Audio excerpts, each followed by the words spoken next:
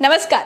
अंबानी के चैनल पर कल ही नरेंद्र मोदी त्रिया चरित्र रच रहे थे कि उन्होंने कहा ही नहीं कि कांग्रेस आ जाएगी तो राम मंदिर गिरा देगी। 24 घंटे भी नहीं बीते, नरेंद्र मोदी बाराबंकी में आज ये कहते हुए पकड़े गए कि अगर सपा कांग्रेस आ गई तो ये लोग राम मंदिर पर बुलडोजर चला देंगे। यही नहीं, अभी और सुनिए। नरेंद्र मोदी अपने भाषण में कहते हैं ठकाठक ठकाठक ठकाठक ठकाठक। आप दोस्तों, मैं हूं राजू चौहान।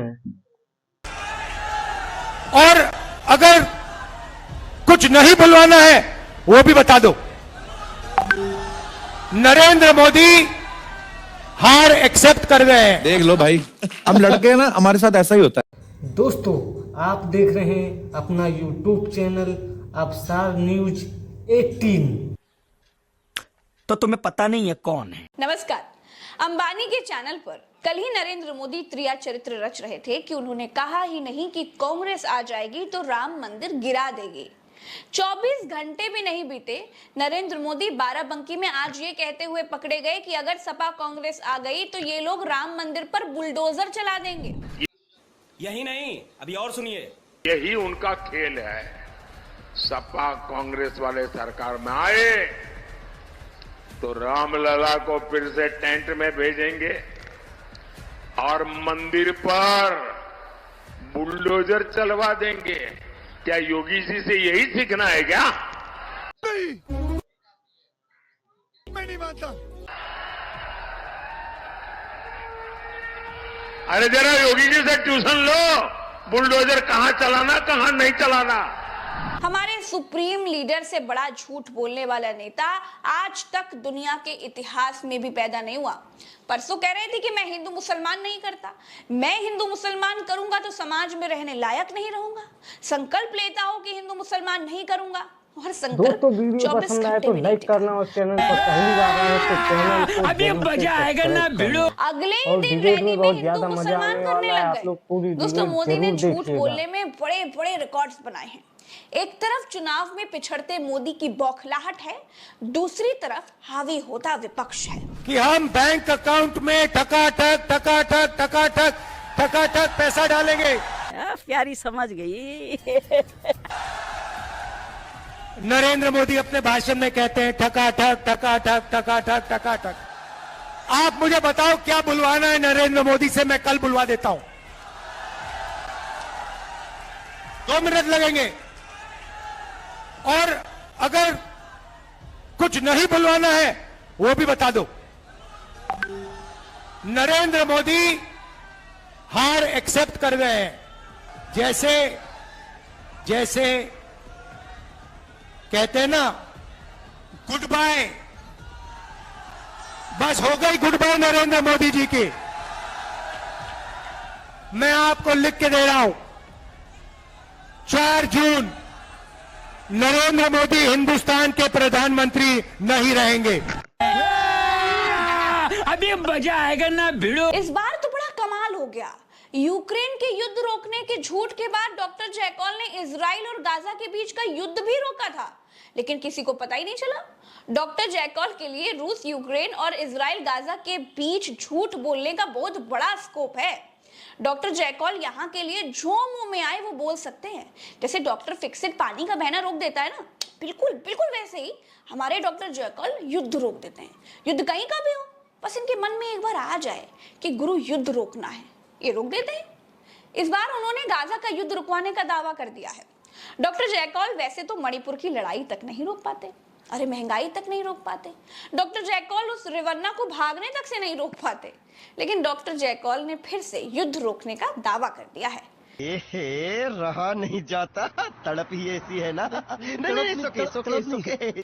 डॉक्टर जैकॉल की एक और आदत है कि डॉक्टर जैकॉल हमेशा शेखी वहीं बगाड़ते हैं जहां से भारतवासी झूठ के सबूत बरामद न कर पाए। डॉक्टर जैकॉल को यह मालूम है कि इजराइल और फिलिस्तीन से कोई पूछने थोड़ी जाएगा कि डॉक्टर जैकॉल के कहने पर युद्ध रुका भी था कि नहीं रुका था। दो मिसाइलें चलने के बीच अगर 2 मिनट का भी अंतर होगा तो डॉक्टर जैकॉल उसे युद्ध रोकना कह सकते हैं। डॉक्टर जैकॉल की फेंकने की पूर्ववर्ती आदत के मुताबिक लोगों को यह मानने में जरा भी कठिनाई नहीं हो रही है कि फेंकने में उस्ताद डॉक्टर जैकॉल युद्ध रुकवाने की बात पर फिर से 100% फेंक ही रहे हैं। फिर बेचैन हो जाते हैं, नींद हराम हो जाती है, लेकिन फिर क्या करते हैं, जैसे बहुत बुखार चढ़ जाए ना तो वो आदमी कुछ भी बोलता है। दोस्तों, डॉक्टर जैकॉल वो आदमी हैं कि पूरे रमजान का महीना बीत गया, अपने देश के किसी मुसलमान को सहरी या फिर इफ्तार में एक खजूर तक नहीं खिला पाए। मैं नहीं मानता। ये अपने देश के दंगाइयों को कपड़ों से पहचान लेते हैं। इनको मुसलमानों के आरक्षण से तकलीफ है। डॉक्टर जैकॉल अपने देश में मुसलमानों से हिंदुओं को डराते हैं।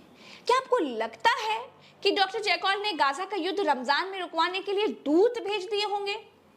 अगर ऐसा है तो झूठे डॉक्टर जैकॉल बड़े दरियादिल आदमी हो गए हैं। कि वो माताओं बहनों का सोने का हिसाब करेंगे, उसकी जड़ती करेंगे, जानकारी लेंगे और फिर उस संपत्ति को बांट देंगे।